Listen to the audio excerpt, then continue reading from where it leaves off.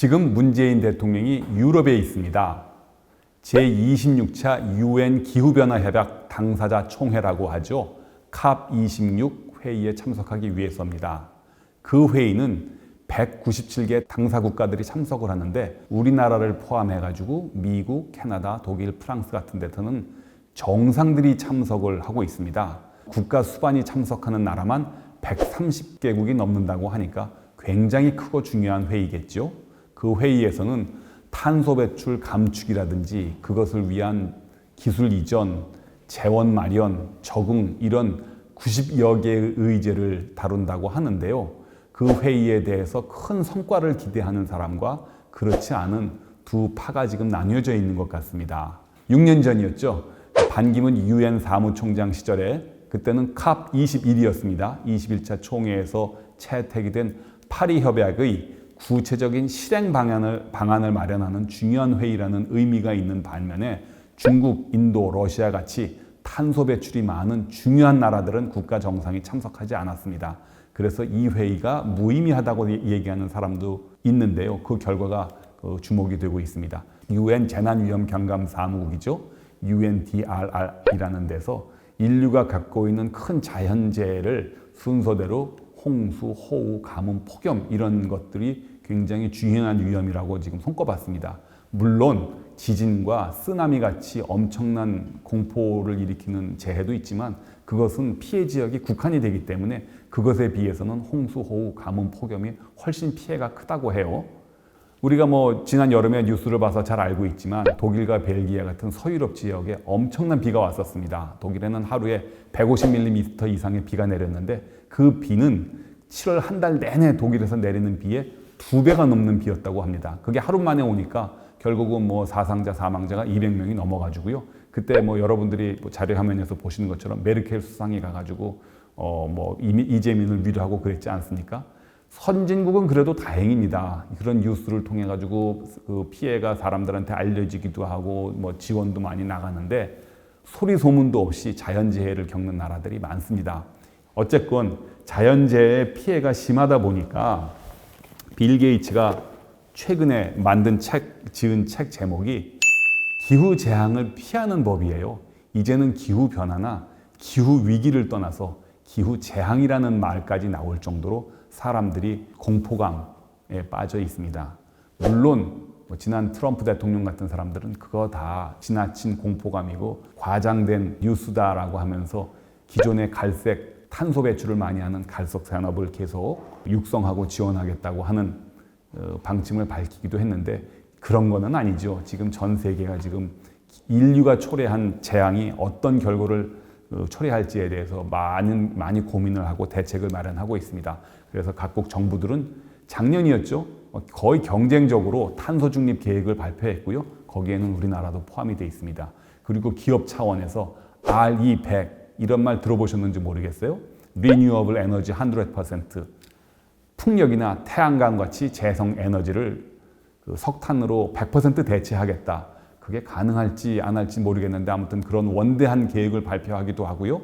그 다음에 ESG 경영이 지금 전 세계적으로 유행이 되고 있습니다. ESG의 E는 Environment인데 ESG라든지 RE100 정도는 취업을 준비하는 사람들이면 반드시 외워야 되는 중요한 시사 용어가 되었습니다.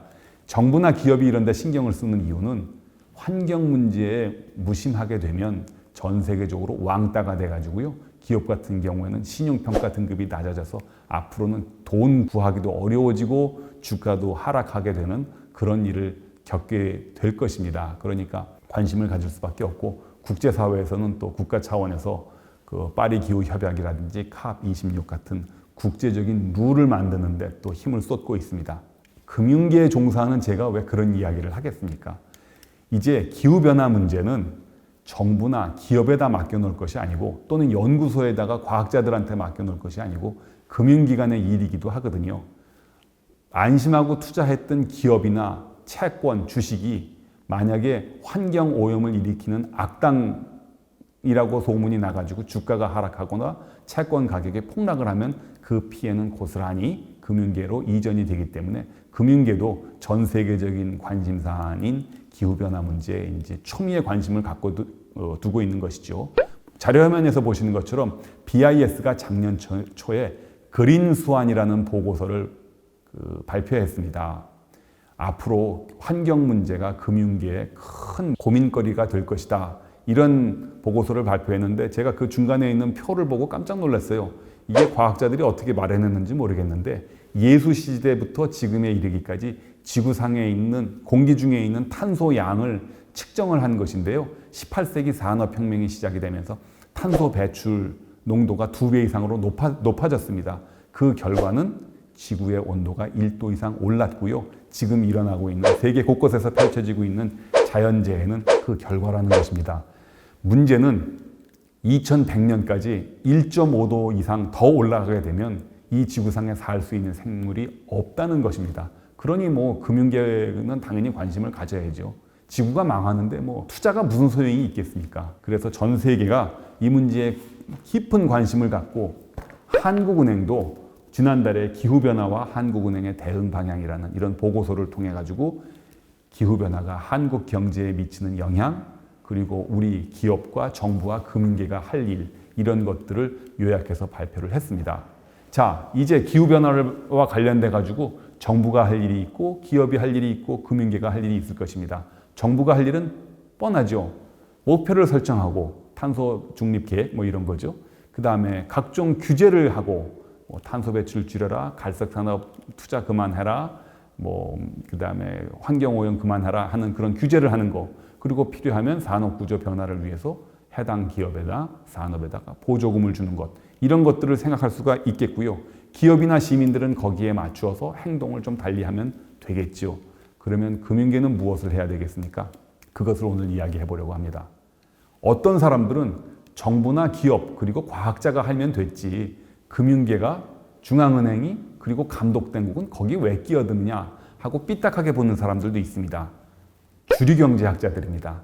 기후변화 문제든 기후위기 문제든 중앙은행이나 감독당국은 그런 일에 끼어들 필요가 없다라고 주장하는 큰 뿌리가 있습니다. 대표적인 게 시카고 학포죠.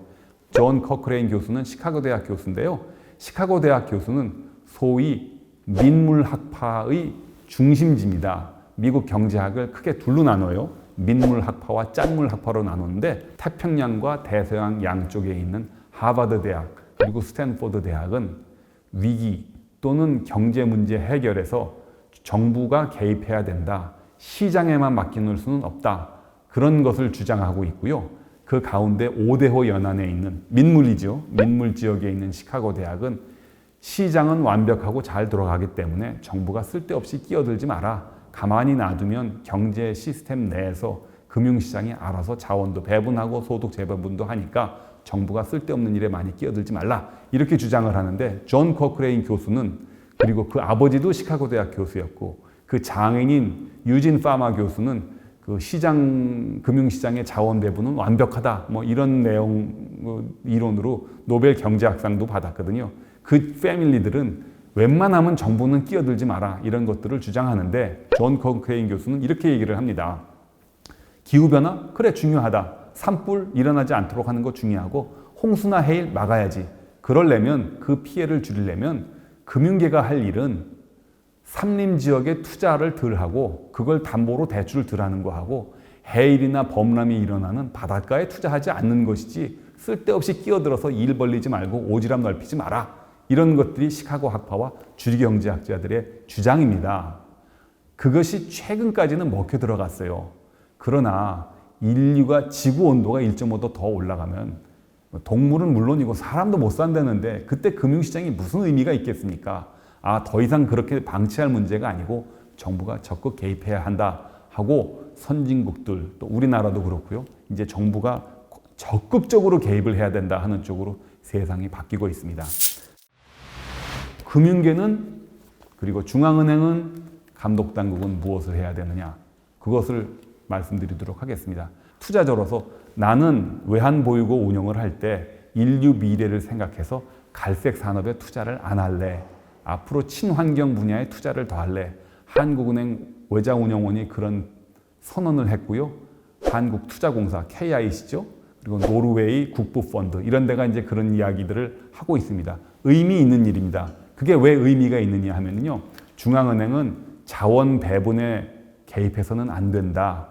중앙은행은 프라이스 테이커, 가격 수용자라서 세상에 영향을 미치면 안 된다 하는 것이 주류경제학의 중요한 원칙이었었는데 그렇지 않고 내가 투자하고 대출하는 돈이 세상을 바뀌는 원동력이 된다. 그러니 갈색 산업에 투자를 덜 해가지고 그쪽에 그 산업 배분, 자원을 배분할 때 그쪽으로 자원이 좀 덜 가게 하고 태양광이라든지 풍력 에너지 쪽에 좀 더 많은 투자를 해가지고 그쪽의 가격을 낮춰놓으면 그러면 인류가 좀 더 좋은 환경을 누릴 수 있지 않겠느냐. 그렇기 때문에 그 멀리서 투자자로서 하는 활동은 드디어 중앙은행 그리고 감독 당국이 가격에 영향을 미친다 하는 중요한 의미를 갖습니다. 그럼에도 불구하고 빌 게이츠는 이 책에서 한국을 콕 찍어가지고 비웃었습니다. 한국 사람들은 참 인류에게 넘치는 훌륭한 민족이야. 지가 가지고 있는 세계 7위의 외환 보유액 갖고 남의 나라 산업은 개조하고 남의 나라 국민들은 좋은 공기 마시게 하면서 지네 나라는 갈색 산업을 계속하고 있네 하고 약간 비웃습니다. 그렇습니다. 외환 보유고 운영을 좋은 방향으로 하는 거 의미는 있는데요. 나라 밖 일이지요. 우리나라 국내 안에서 우리나라 산업을 바꾸는데 한국은행 그리고 금융감독당국이 좀 더 팔 걷어붙이고 발 벗고 나서야 되지 않겠습니까? 일본은행도 지난 7월에 비슷한 선언을 했습니다. 기후변화에 관하여라는 아주 해괴망측한 선언을 통해 가지고 금리 0%로 금융기관이 기업들을 도와준 거 전액을 일본은행이 무제한 공급하겠다. 이것은 굉장히 중요한 선언입니다. 중앙은행이 세상을 바꾸는데 그야말로 팔 벗고 나서겠다는 뜻인데요. 기후변화를 내세워서 중앙은행이 산업보조금을 준다든지 국제 무역 질서를 뒤바꿀 수도 있는 국제 분쟁의 소지가 될 수도 있습니다. 그래서 중앙은행이 옛날처럼 계속 뒷짐지고 세상을 바라만 보고 있을 것이냐 아니면 세상을 바꾸는 원동력이 될 것이냐 이것이 캅26 회의의 중요한 그 의제거리가 아닐 수가 없습니다. 그러면 한국은행은 어떻게 할까요? 한국은행에도 큰 숙제가 되겠죠. 그래서 이렇게 생각해 볼 수가 있습니다.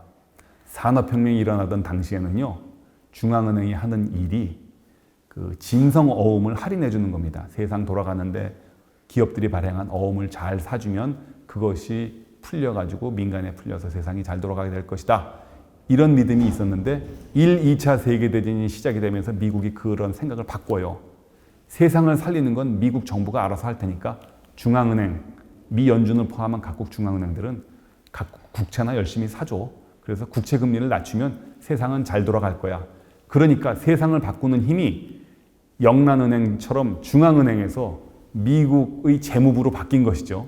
국가가 모든 일을 할 테니까 중앙은행은 뒤로 물러나 있어라 하는 쪽으로 바꿨는데 잘 아시는 것처럼 글로벌 금융위기라든지 아니면 그 코비드-19 코로나 위기를 통해서 각국 부채 비율이 확 높아졌잖아요.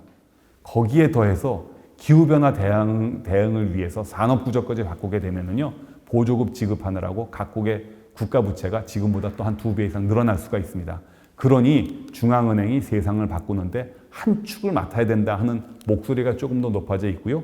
그래서 세상을 바꾸는 일에 정부가 할 일과 중앙은행이 할 일을 균형을 맞추는 것이 중요한 전 세계적 아젠다가 될 수가 있습니다. 기업은 기업대로, 정부는 정부대로 각각의 그 역할을 나눌 것이냐 이런 것을 고민할 때입니다. 그러니 힘을 합심을 해서 세상을 바꾸는 일에 동참을 해야 된다. 끝으로 한 말씀만 더 드리겠습니다. 1988년에 여러분들 잘 아시는 BIS 자기자본 규제 있잖아요. 그게 도입이 될 때는 이렇게 세상을 바꿔놓을지는 몰랐는데 일본이 우습게 생각했죠. 그거 뭐 지키는 건 뭐가 어려워? 자기자본 비율 좀 지키지. 했다가 일본의 잃어버린 30년이 시작이 되었습니다. 전 세계의 흐름을 잘못 파악하고 그 효과를 너무 쉽게 생각했기 때문입니다. 지금 전 세계적으로 일어나고 있는 기후변화 대응 그리고 그것을 이유로 해서 벌어지고 있는 새로운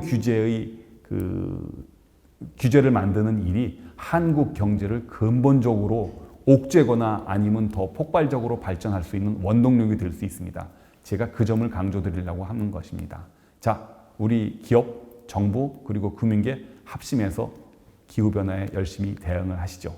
그러면 구체적으로 우리가 무엇을 해야 되겠습니까? 빌 게이츠가 그 시민으로서, 소비자로서, 그리고 기업으로서, 고용주로서 해야 될 일들을 이 책에서 잘 소개를 했어요. 이 책도 한번 읽어보시고요. 전 세계적으로 유명한 책이니까 이제 기후변화에 대해서 조금씩 관심을 더 가지십시다. 좋은 책 많습니다. 기후위기 시대 12가지 쟁점. 이거 제가 쓴 거거든요. 이 책도 한번 읽어보시고요. 메디치에서 나온 또 좋은 책이 있습니다. 지구를 살린 위대한 판결.